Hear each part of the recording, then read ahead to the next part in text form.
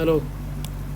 Okay, देखते हैं। एक नेक्स्ट टॉपिक है जो कि है डाइपोल के वजह से उसके इक्वेटोरियल पॉइंट पर इलेक्ट्रिक फील्ड की वैल्यू कैसी हो जाएगी। ठीक है, तो डाइपोल जैसे ये है, दिस इज द डाइपोल, मान लो एक्स एक्सिस के अराउंड डाइपोल है। ठीक है, तो इक्वेटोरियल पॉइंट क्या होता है कि डाइपोल का डायरेक्शन तो एक्स एक्सिस के अराउंड है, -q to +q है, उसके मिड पॉइंट से परपेंडिकुलर ये, तो उसके मिड पॉइंट से जैसे ये a डिस्टेंस हो गया और ये भी a डिस्टेंस हो गया, this is a distance, this is a distance, total distance is 2a। ठीक है, between the two charges of the dipole, उसके मिड पॉइंट से परपेंडिकुलर उस लाइन के अलोंग किसी भी पॉइंट को इक्वेटोरियल पॉइंट बोल देंगे। तो जैसे हमने एक a पॉइंट ले लिया, इक्वेटोरियल पॉइंट ले लिया, ठीक है ना। अब उसके बाद फिर क्या करेंगे कि हम लोग जैसे इस डिस्टेंस को, इसकी लेंथ जो है of the point from the mid point of the dipole को हम लोग r डिस्टेंस ले लेंगे, this is the r distance. ठीक है ना। अभी फिर क्या है, अभी देखो इसमें कमाल क्या है कि ये जो पॉइंट है, a पॉइंट है, इस पर net electric field due to this dipole निकालना है। इक्वेटोरियल पॉइंट है ये, बट नेचुरली है ना। अभी कैसे निकालेंगे, ये देखो a पॉइंट है, तो a पॉइंट पर पहला -q चार्ज की वजह से फील्ड का डायरेक्शन ऐसे आ जाएगा, दूसरा +q चार्ज की वजह से फील्ड का डायरेक्शन ऐसे आ जाएगा कि नहीं।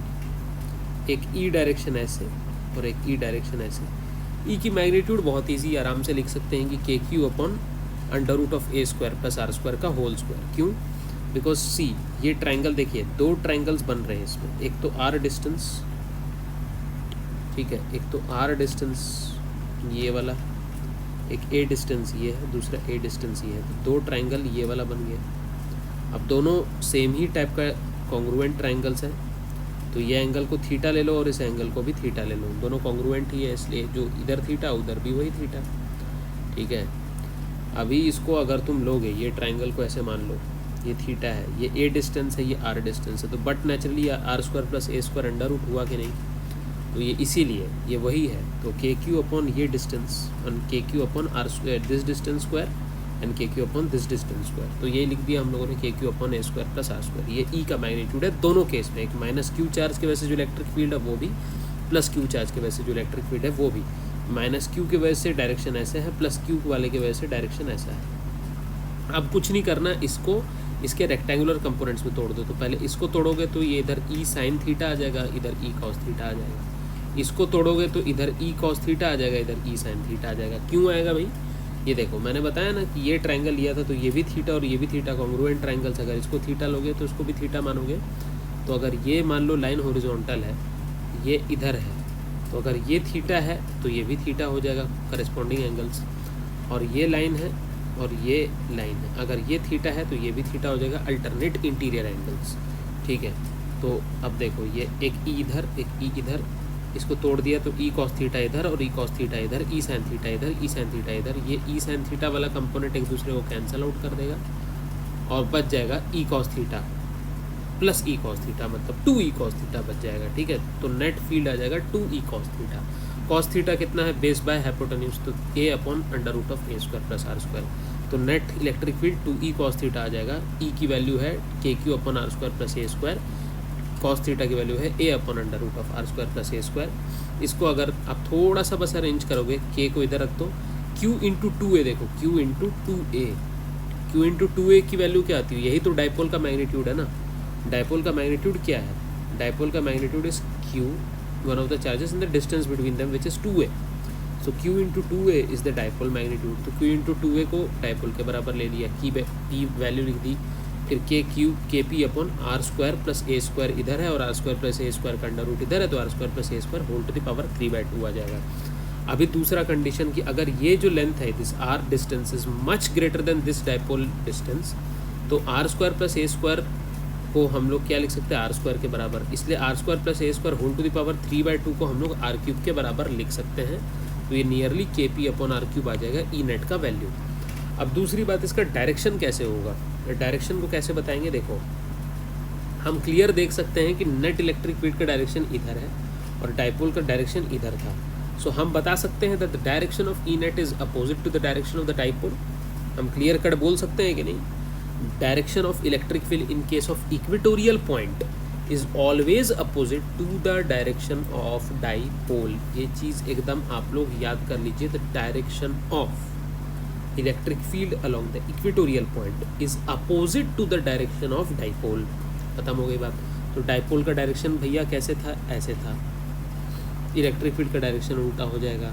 तो उल्टा के लिए मैं इस पर अगर मैग्नीट्यूड इसका kp/r³ है तो डायरेक्शन अपोजिट दिखाने के लिए माइनस साइन लगा दूँ, इधर p वेक्टर लिख दूँ, kp/r³। ये तो p वेक्टर है लेकिन उसके अपोजिट डायरेक्शन है p नेट का, इसलिए माइनस साइन लगा दिया। तो minus kp/r³ is the value of electric field due to dipole along the equatorial point. So एक हम लोग थोड़ा सा हम लोगों ने क्या किया है, एक टाइप का कंक्लूजन ड्रॉ किया। कंक्लूजन क्या है कि मान लो दो टाइप के केसेस थे भाई साहब। एक तो हमारा केस था जिसमें कि ये डाईपोल है, तो डाईपोल के एक्सिस पर कोई पॉइंट ए है, तो उसकी वजह से उसका कितना आ रहा था इलेक्ट्रिक फील्ड, 2 kp/ ये वाला डिस्टेंस, ये जिसके मिड पॉइंट से ये वाला, तो इसको y मान लो अगर ले लिया तो 2 kp/y³, ये एक्सिस वाले की वजह से। और direction of electric field will be same as direction of dipole. Direction of dipole -q से +q इधर है, तो direction of electric field along axis भी इधर है। दूसरा, अगर इक्वेटोरियल पॉइंट पर कोई ले लिया, जैसे बी पॉइंट ले लिया, तो इसकी वजह से इलेक्ट्रिक फील्ड क्या लिखते हैं, kp/ ये वाला distance upon z³ and the direction is opposite to the direction of dipole. अगर डाईपोल का डायरेक्शन ऐसे है तो इलेक्ट्रिक फील्ड इक्वेटोरियल पॉइंट का ऐसे है, तो -kp/ ये डिस्टेंस z³ लिख लेंगे। So this is the in general interpretation. अभी इसको हम लोग प्रैक्टिकली अप्लाई कैसे कर सकते हैं, ठीक है। Let's see how the practical application goes. मान लो कि कोई भी एक पॉइंट है, ठीक है, just consider that there is for example a dipole like this, okay, ये डायरेक्शन है डाईपोल का, और कोई उसके पॉइंट है ना एक्सिस पर है और ना ही इक्वेटर पर है, कोई at some random angle theta है और डिस्टेंस r है। ये पॉइंट ए पॉइंट मान लो, तो भाई साहब इस ए पॉइंट पर अब इलेक्ट्रिक फील्ड इस डायपोल के वजह से क्या हो जाएगा, जो कि ना उससे एक्सियल डिस्टेंस पर है ना इक्वेटोरियल पर है। तो एक तरीका क्या है कि हम उसको एक्सियल और इक्वेटोरियल ज़बरदस्ती बनाएंगे। कैसे बनाएंगे, पहले हम डायपोल ही को तोड़ देंगे। डायपोल का डायरेक्शन ऐसे था ना p वेक्टर का, अब इसी को तोड़ दो, इसको इसके एक्सिस वाले पर तोड़ दो तो ये p cos थीटा हो जाएगा, और इसको इसके इक्वेटोरियल पर तोड़ दो तो ये p sin थीटा हो जाएगा। अब p cos थीटा डायपोल जो है इसके लिए a पॉइंट तो उसका एक्सिस है, तो इसके वजह से मान लो p cos थीटा के वजह से एक e पैरेलल आ जाएगा, और जो p cos थीटा जो इसका जो एक्सिस वाले का जो डायपोल होता है उसी का direction same direction electric field का भी होता है। दूसरा ले लो भाई साहब, दूसरा अब इक्वेटोरियल, अब ये जो p sin थीटा है ये a पॉइंट के लिए इक्वेटोरियल बन गया, तो जो p sin थीटा का जो डायरेक्शन है उसके अपोजिट p sin थीटा की वजह से इलेक्ट्रिक फील्ड का डायरेक्शन आ जाएगा, तो ये e परपेंडिकुलर आ जाएगा। e परपेंडिकुलर और e पैरेलल बना दिए हम लोग, ठीक है। तो ये वही काम हम लोग यहाँ पे किए थे, इसको p sin थीटा को इधर कर दिया, p cos थीटा को इधर तोड़ दिया। अभी इस a point p cos theta के लिए एक्सियल हो गया, और same a point p sin theta के लिए इक्वेटोरियल हो गया। तो जो एक्सियल की वजह से e पैरेलल लिख देंगे, और एक्सियल का जो डायपोल है उसी का डायरेक्शन इलेक्ट्रिक फील्ड का डायरेक्शन है, इसकी वैल्यू 2 kp/r³ आ जाएगी, ठीक है।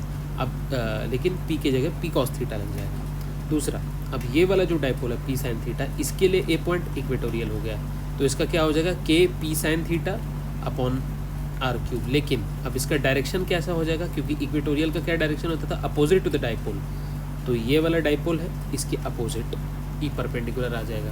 तो e परपेंडिकुलर की value kp sin theta upon r³, क्योंकि ये जो डायपोल है ये इक्वेटोरियल वाला डायपोल है, ये जो डायपोल है ये एक्सियल वाला है, तो इसमें 2 kp cos theta upon r³। तो एक e पैरेलल मिल गया p cos थीटा के वजह से, e परपेंडिकुलर मिल गया p sin थीटा की वजह से। तो अब हम लोगों ने इनडायरेक्टली अब फिर से वही सिचुएशन ले आए कि एक अलोंग एक्सिस और एक अलोंग परपेंडिकुलर। भले से ये जो पॉइंट ए था, ये ओरिजिनल डायपोल जो p डायपोल, ये ओरिजिनल डायपोल ये था, ना इससे इक्वेटर पर था ना इसके एक्सियल पार्ट पर था, लेकिन हमने इस डायपोल को ही ब्रेक डाउन कर दिया p cos थीटा और p sin थीटा में, जहाँ पर p cos थीटा इसके इस पॉइंट ए के एक्सिस पर है और पी साइन थीटा इस पॉइंट के इक्वेटोरियल पर है। या फिर हम ऐसा कह सकते हैं कि ए पॉइंट जो है वो पी कॉस थीटा के एक्सिस पर है और ए पॉइंट जो है वो पी साइन थीटा के इक्वेटर पर है। ठीक है, तो E parallel 2kp cos theta upon R cube लिख दिया और E perpendicular 2kp sine theta upon R cube लिख दिया। तो हम एक अप्रॉक्सीमेट ऐसा बना सकते हैं फिगर। देखो, एक तो ऐसा आ जाएगा कुछ, इसी को मैं मिमिक कर देता हूँ यहाँ पे ना। ई पैरेलल आ रहा था जिसकी वैल्यू आ रही थी 2kp cos theta upon R cube, और एक ई परपेंडिकुलर आ रहा था जिसकी वैल्यू आ रही थी kp sine theta upon R cube, यही आ रही थी। अब नेट इलेक्ट्रिक फील्ड मान लो ऐसा आ जाएगा ई नेट, और ये मान लो अल्फा एंगल बना दे। ठीक है ना, तो अब इसको मैं कैसे निकालूंगा? देखो, इन दोनों के बीच का एंगल ई परपेंडिकुलर और ई पैरेलल का तो एंगल बीच का तो 90 डिग्री है, इसमें तो कोई शक नहीं है। तो इसका फॉर्मूला लिख देंगे E net is equal to E parallel square plus E perpendicular square plus 2 E parallel E perpendicular cos theta. वो दो वेक्टर के बीच का नेट मैग्नीट्यूड कितना होता था? A vector plus B vector का मैग्नीट्यूड कितना होता था? ये under square of A vector का magnitude plus under square plus B vector का मैग्नीट्यूड का स्क्वायर प्लस 2 ए वेक्टर का मैग्नीट्यूड इंटू बी वेक्टर का magnitude into cos of theta, यही होता था ना। तो यही वाली चीज़ लिख दी। अब ये थीटा एंगल दोनों के बीच ई परपेंडिकुलर और ई पैरेलल के बीच में 90 डिग्री है, तो कॉस 90 जीरो होता है, तो ये पूरा टर्म जीरो हो गया। तो नेट ई नेट कितना आ जाएगा? ई parallel square plus E perpendicular square. तो लिख लो, ई नेट आ जाएगा ई parallel square plus E perpendicular square. इसमें ऐसे डाल दो। अभी देखो, इसमें के पी और आर क्यूब कॉमन है, तो इसमें के पी अपॉन आर क्यूब का होल स्क्वायर को कॉमन ले लो, अंडर रूट लिखो ही इसमें। तो ये यहाँ पर आ जाएगा 2 कॉस थीटा का होल स्क्वायर और ये आ जाएगा साइन थीटा का होल स्क्वायर। अभी के पी अपॉन आर क्यूब का होल स्क्वायर का अंडर रूट है, तो के पी अपॉन आर क्यूब को बाहर फेंक दो, ये क्योंकि ये कॉमन टर्म है, तो के पी अपॉन आर क्यूब बाहर चला गया। अंडर रूट में क्या रह जाएगा? 2 कॉस थीटा का whole square plus sine theta का होल स्क्वायर। 2 कॉस थीटा मतलब 4 कॉस स्क्वायर थीटा और ये साइन स्क्वायर थीटा। अभी 4 कॉस स्क्वायर थीटा को मैं लिख सकता हूँ 3 cos square theta plus cos square theta. Therefore ऐसा लिख सकता हूँ 4 cos square theta plus sine square theta को मैं ये लिख सकता हूँ कि 3 cos square theta plus sine square theta plus cos square theta, और sine square theta plus cos square theta तो 1 होता है, तो ये 1 प्लस 3 कॉस स्क्वायर थीटा बन जाएगा। ठीक है ना, यही बात है। तो 1 प्लस 3 कॉस स्क्वायर थीटा लिख दिए हम लोग। तो ई नेट की मैग्नीट्यूड ये है K P upon R cube under root of 3 cos square theta plus 1। अब इसका एंगल कैसे हो जाएगा भाई साहब? एंगल देखो, एंगल कितना आ जाता है? एक वेक्टर मान लो ऐसा है ई पैरेलल, एक वेक्टर मान लो ऐसा है ई परपेंडिकुलर। इन दोनों के net electric field E net ये है, तो नेट इलेक्ट्रिक फील्ड मान लो अल्फा एंगल बना रहा है, तो अल्फा एंगल की वैल्यू कितनी हो जाएगी? तो tan अल्फा हो जाएगा ना, ई परपेंडिकुलर का मैग्नीट्यूड अपॉन ई पैरेलल का मैग्नीट्यूड आ जाए कि नहीं? यही तो पता है ना, बेसिक वेक्टर का फॉर्मूला है ये तो E perpendicular K P sine theta upon R cube है, ई पैरेलल की value 2 K P cos theta upon R cube है। इसको सॉल्व करोगे तो tan अल्फा की वैल्यू आ जाएगी sine theta upon 2 cos theta. Sine theta by cos theta tan theta होता है, तो tan अल्फा बराबर tan थीटा बाय 2, मतलब अल्फा बराबर थीटा बाय 2 इन शॉर्ट। तो नेट एंगल कुछ इस टाइप का है। देखो, अगर तो ये पी वेक्टर ऐसे है तो पी कॉस थीटा और पी साइन थीटा में तोड़ दिए इसको, तो एक ई पैरेलल और ई परपेंडिकुलर आ गया। ई नेट ऐसा आ गया कुछ, ई नेट कितना एंगल बना रहा है? अल्फा एंगल बना रहा है बेटा, अल्फा एंगल बना रहा है ना, किससे? ई पैरेलल से बना रहा है। और ये ओरिजिनल डाइपोल से ई पैरेलल कितना बना रहा है? थीटा एंगल बना रहा है। क्यों बना रहा है? देख लो यार, ये और ये पैरेलल है, तो ये थीटा तो ये भी थीटा।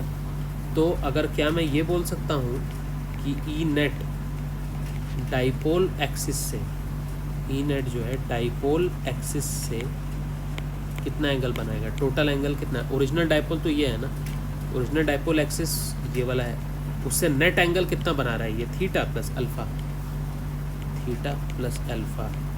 एंगल बना रहा है ना? ये बात आ गई समझ में?